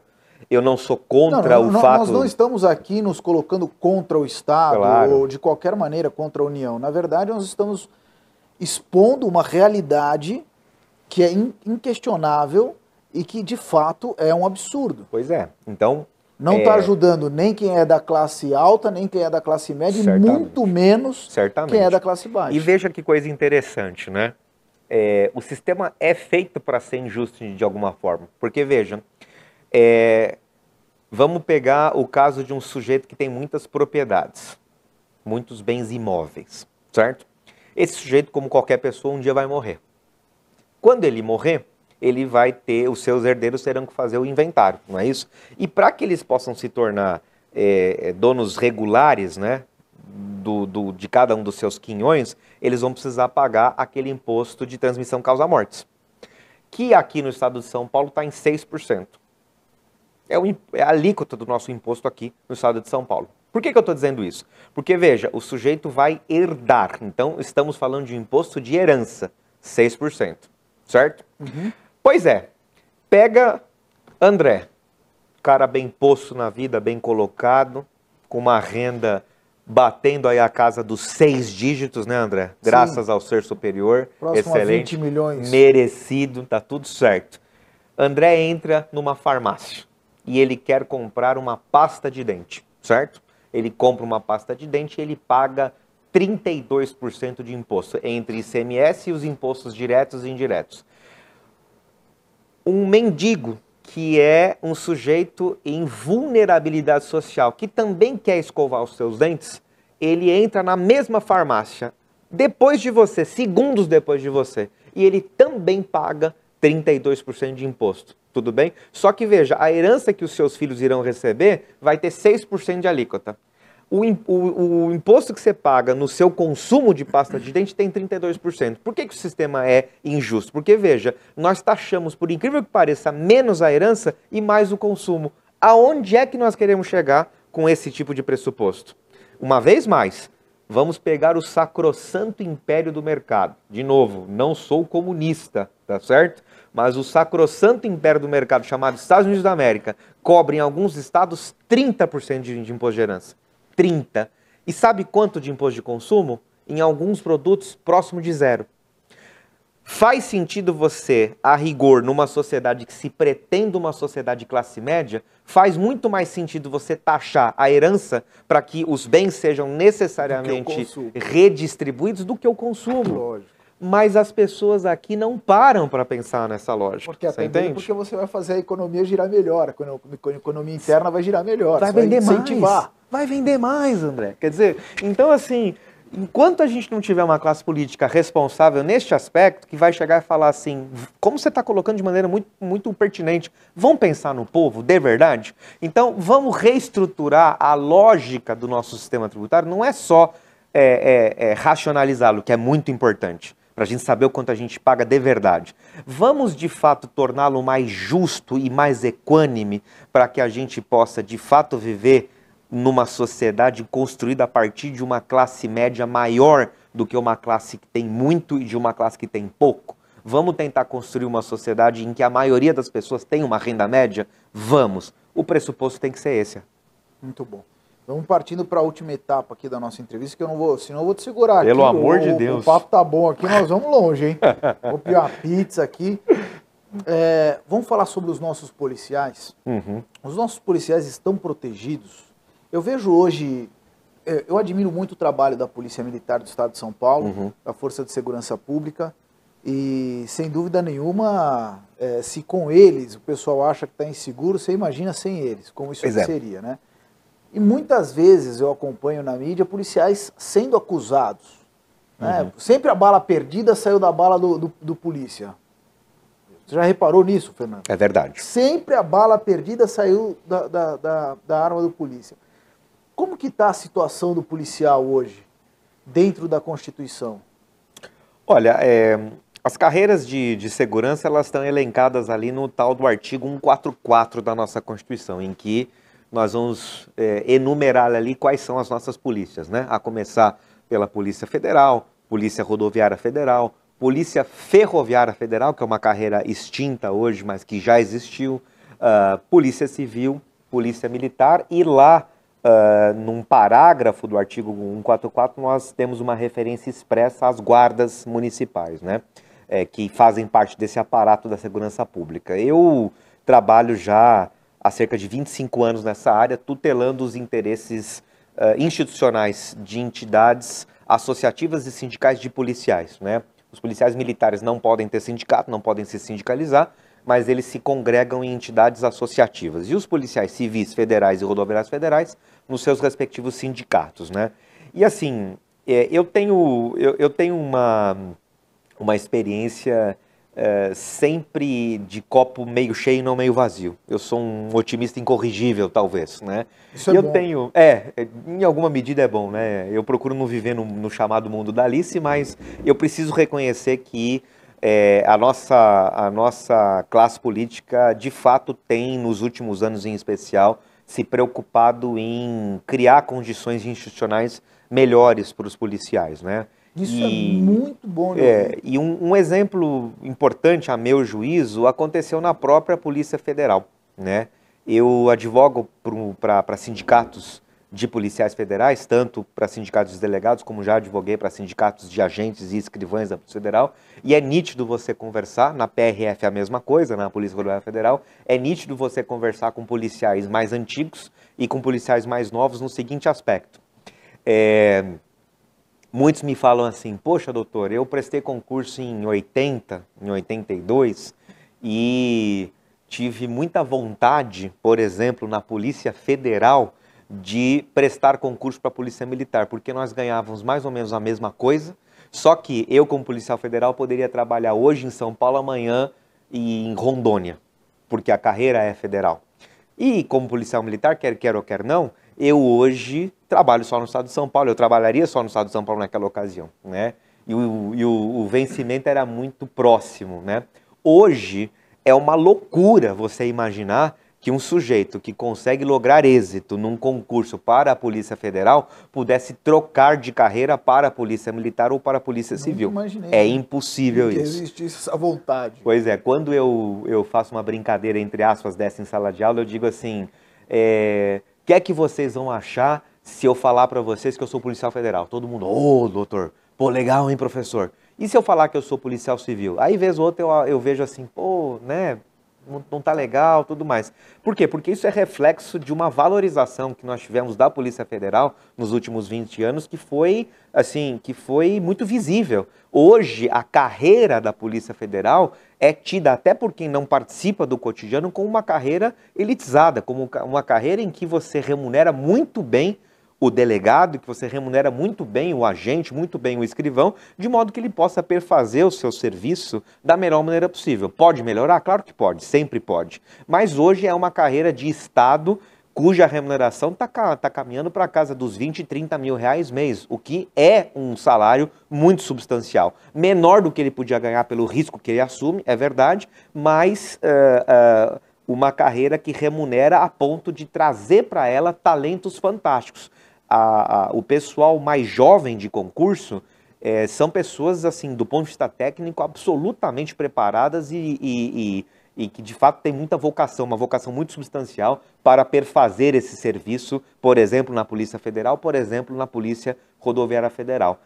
Eu não vejo isso na Polícia Civil e na Polícia Militar ainda. Temos tido uma valorização salarial relativamente boa, especialmente aqui no estado de São Paulo, nos últimos governos, né? Mas ainda assim a gente está longe do ideal, né? Pelo risco assumido, por exemplo, por um policial militar, e aqui eu estou me referindo especialmente às praças da Polícia Militar, pela ordem, né? O soldado, o cabo, o sargento e o subtenente, que estão no cotidiano, aí, no patrulhamento das nossas ruas, ou os policiais civis, no caso os operacionais, a gente tem aí uma média salarial que eu ainda reputo baixa em relação ao risco que esses policiais assumem no seu cotidiano.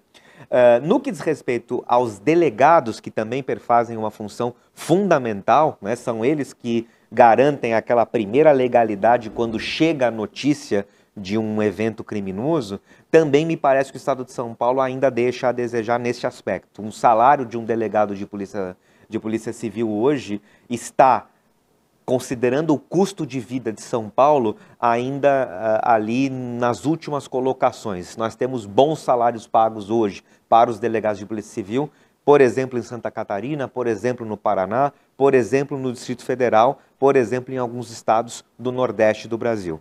Acho que os policiais paulistas aqui precisam ganhar mais, quer seja na Polícia Militar, quer seja na Polícia Civil. Por quê? Porque investir neste homem e nesta mulher que perfaz esse serviço de segurança pública vai dar, em alguma medida, o efeito que deu na Polícia Federal nos últimos 20 anos. Quando eu digo para você, André, o que é que você pensa da Polícia Federal? Eu tenho certeza absoluta que você vai falar, poxa, legal, estão combatendo a corrupção, fazem operações grandes, operações complexas, tiveram um papel muito substancial no combate à corrupção por ocasião da Operação Lava Jato, etc, etc, etc. Ora, se a gente conseguiu fazer isso com a Polícia Federal, por que é que nós não podemos fazer a mesma coisa no âmbito da Polícia Civil e da Polícia Militar? Tem melhorado? Tem. Mas precisamos mais. O nosso estado é um estado rico. Exatamente. Precisamos mais. E acho, por isso que eu estou vendo o copo meio cheio e não meio vazio, que o atual governo em especial, e aqui não vai um juízo de valor político, porque não é meu papel aqui, mas acho que, pela minha experiência, eu tenho a percepção nítida que está na agenda deste atual governo promover, em alguma medida, essa valorização, especialmente a salarial. Pagando melhor, você certamente vai atrair e manter as melhores pessoas, as pessoas mais vocacionadas para praticar esse serviço que é absolutamente fundamental. As pessoas acham... Isso também, uma situação melhor para o policial, também vai levar a todo o efetivo a agir melhor. Sim, trabalha melhor, é mais bem preparado para lidar com as situações. E as pessoas... Eu estou te falando isso, Fernando, porque eu tive a grande felicidade de, em 2006, ser o produtor que formou o Operação de Risco. Bacana. Se formou uma primeira equipe para dar o formato ao programa. Legal. E eu estava entre eles. Então eu pude conhecer muito de perto, por 3 meses, a vida, principalmente do policial militar. Excelente. Aliás, é um programa muito bom, diga-se de passagem. Tanto que foi lançado em 2006, 2007 e está aí no ar até hoje, né? Acho que veicula pela Rede TV. Salvo o melhor juízo, me parece que sim. Né? E eu via que faltava para o policial certas condições de além da parte salarial, mas preparo, condições de treinamento, condições de ele se preparar como policial para prestar um serviço melhor à sociedade. Exatamente. E a lógica é essa mesmo. Nós precisamos enxergar o policial como um prestador de serviço de segurança pública. Exatamente. Nesse sentido. As pessoas, vez ou outra, partem desse pressuposto equivocado que o policial é um inimigo, algo do gênero. E há uma... De maneira alguma. É estranho isso, Fernando. Pois é, há uma... Eu não consigo entender esse sentimento. Há uma explicação histórica, talvez, que dê lastro nessa sensação que algumas pessoas têm. Mas veja, no fundo, só há democracia porque nós temos, por exemplo, pessoas que estão a garantir o funcionamento deste regime democrático. Alguém tem que fazer parte da tropa de choque. Pois é, e uma dessas categorias certamente é a categoria dos policiais lato sensu falando. Esses caras são garantidoras do nosso regime democrático e não o contrário, né? Como vez ou outra se veicula por aí, né? E assim, você falou uma coisa que eu acho fundamental e por isso que eu fiz questão de trazer isso, do porquê que esses programas que de alguma maneira trazem para o grande público o cotidiano do policial, especialmente do policial militar ou do próprio policial civil. A gente tem visto aí esses programas que fazem muito sucesso hoje, que são esses programas nos aeroportos e etc, etc, etc, né? De apreensão de tráfico de drogas. Pois é, né? Veja que coisa interessante, como é importante que a gente tenha essa percepção dentro da lógica de que cultura, no final das contas, é muito importante. De novo, com todas as minhas ressalvas aos Estados Unidos da América. Você não, porque você é muito garoto, muito jovem, muito meninote. Mas veja, quando eu estava lá nos anos 80, eu assisti um programa chamado Chips. Chips, basicamente... Poncherello e Eric Estrada. Officer Poncherello, não é isso? Chips, basicamente, para quem não conhece, veja no YouTube, por favor, né? Chips, basicamente, trazia o cotidiano ficcional de policiais que eram o equivalente aos policiais rodoviários federais aqui no Brasil, só que da Califórnia, não é isso? André, eu não sei se você tinha essa sensação, mas veja, eu queria ser o Pontiarello, você entende? Eu olhava aquele programa... Lembra né? O capacete? Pois é, eu queria, eu falava, pô, que bacana, que legal. Harley. Porque o cara tava... O policial andava de Harley. Pois é, exatamente. O cara era o galã do programa, ele era forte, ele era um cara bem posto, não é isso?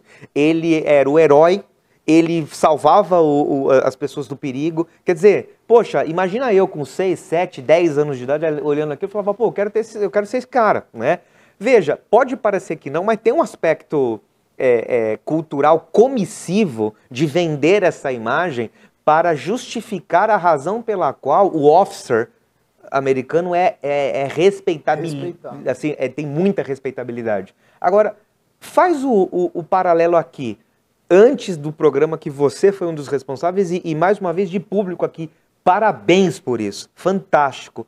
Antes disso acontecer, geralmente nos nossos filmes, geralmente nas nossas novelas, o policial era o cara corrupto, velho, barrigudo, não é isso?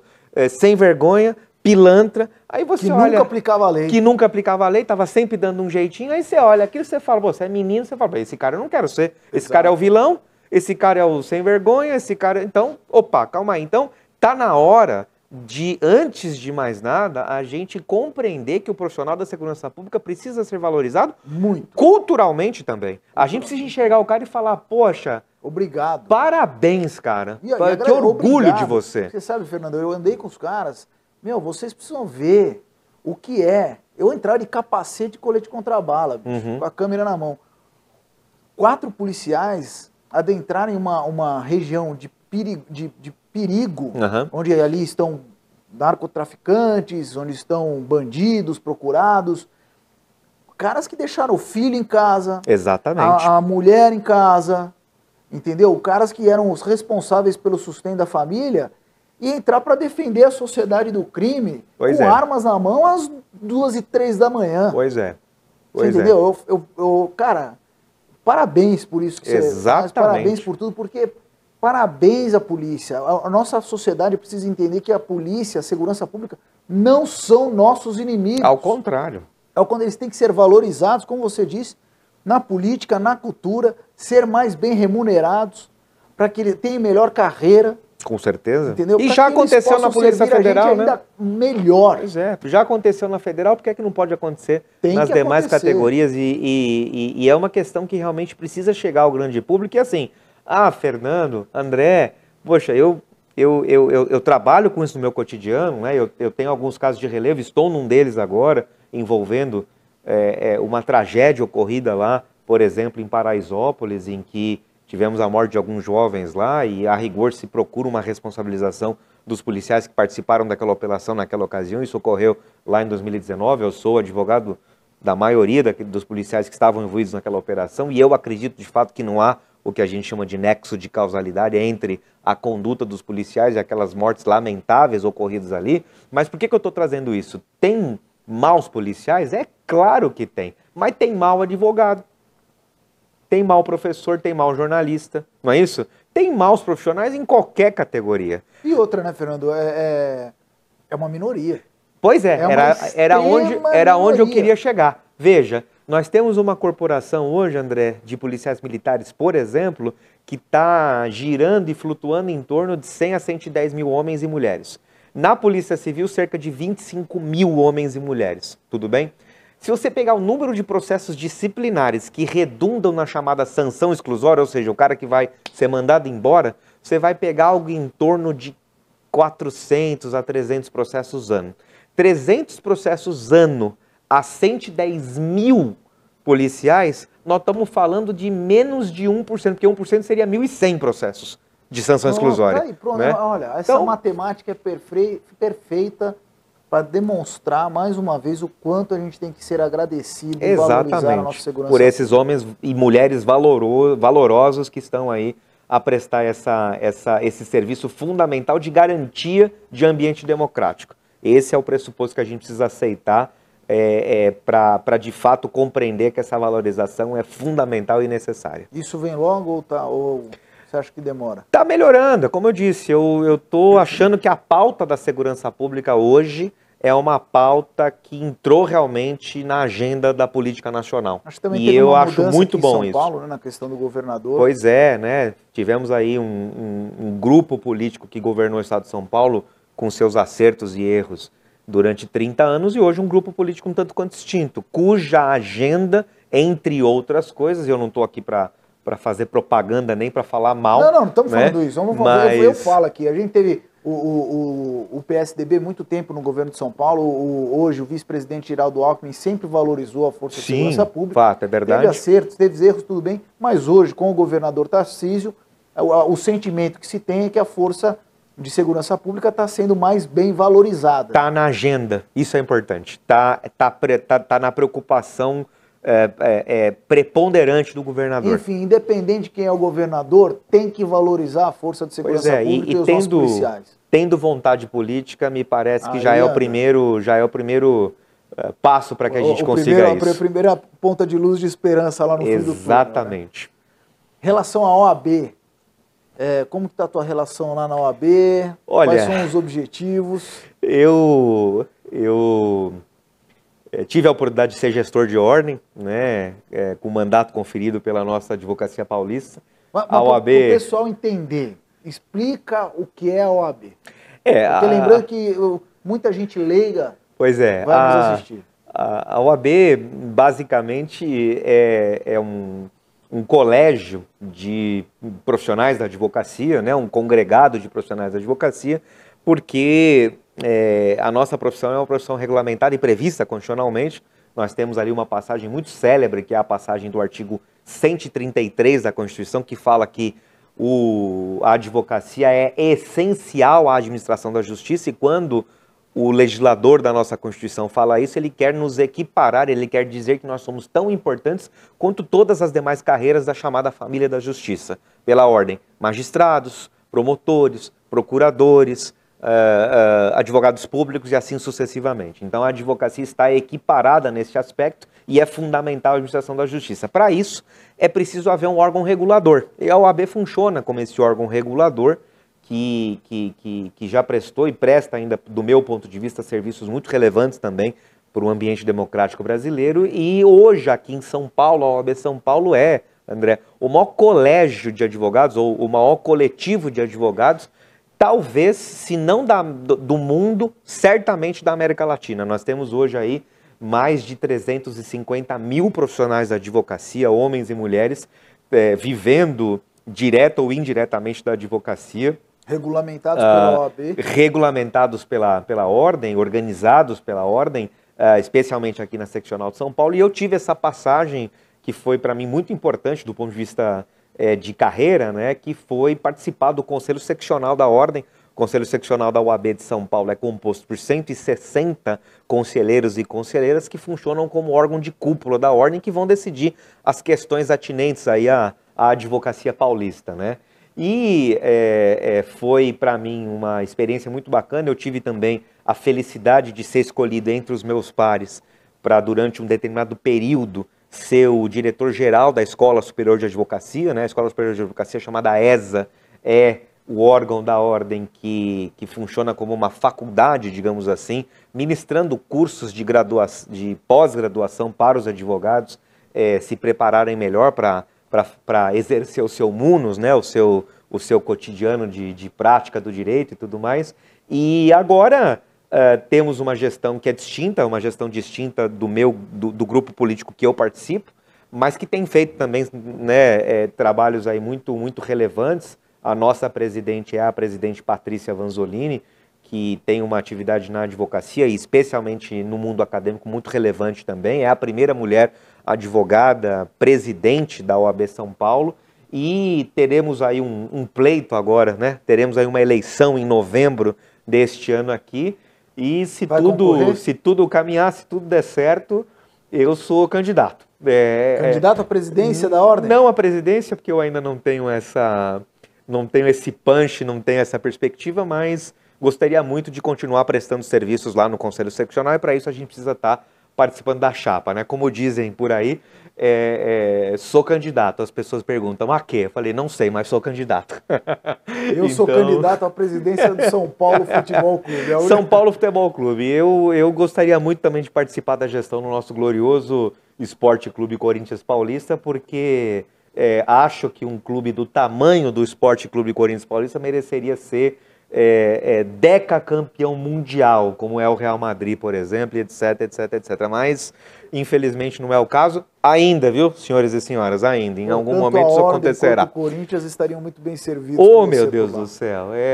Vamos ver o que a gente consegue fazer. Como disse, eu acho que a política, especialmente no meu caso em particular, eu não participo de política partidária nem de política profissional, mas gosto muito dessa política interna, porque acho que posso contribuir aí para aperfeiçoar o cenário em que a advocacia se desenvolve e se desenrola aqui no estado de São Paulo. Então, se a advocacia paulista puder considerar essa possibilidade, eu me coloco à disposição, por óbvio, porque gosto desse assunto e vou dizer, aqueles que abominam, né, com as suas razões, diga-se de passagem, né, mas aqueles que não gostam de política, desde que praticada com P maiúsculo, né? Não a política com P minúsculo, a com P maiúsculo, vão ser governados por aqueles que gostam. Portanto, sempre que possível, participem, sempre que possível, façam aí essa experiência de cidadania, porque ela é muito importante para todos nós. Alguém tem que governar e vai governar você. Né? Pois é, exatamente. Portanto, vamos participar, essa é a lógica. Você quer colocar alguma consideração final, Fernando? Olha, eu quero agradecer por demais, não só a lisonja, a honra e o prestígio de estar aqui com o André, de estar aqui participando do podcast, a convite, inclusive, do meu querido Fábio Freitas, que foi uma pessoa que me recebeu aqui de uma maneira fantástica e maravilhosa. Um grande abraço para o Fábio, doutor Fábio, meu parceiro e companheiro de advocacia. E, assim, sempre que eu puder, insisto mais uma vez, na medida das minhas singelas e parcas possibilidades, eu estou aqui à disposição para poder vir fazer esse bate-papo aqui. André, você é um cara fantástico, cara bacana, que deixa a gente tranquilo, deixa a gente aqui, como se a gente tivesse mesmo um bate-papo em casa. E, como disse, parabéns aí não só pela sua carreira, não só pelo seu trabalho, mas pela condução aqui desse podcast, porque eu me senti realmente muito bem e, insisto, naquilo que eu puder colaborar, eu estou à disposição para poder participar em uma outra oportunidade. Muito obrigado. Obrigado você, Fernando, pela tua presença. Espero que eu tenha conduzido de forma adequada para levar as informações aí para todo mundo, informações relevantes, importantes. E ainda bem que você está disposto a ajudar. Você me deixa teu WhatsApp, que se eu for preso, eu te... Oh, meu Deus do céu! Obrigado, até mais. Muito obrigado.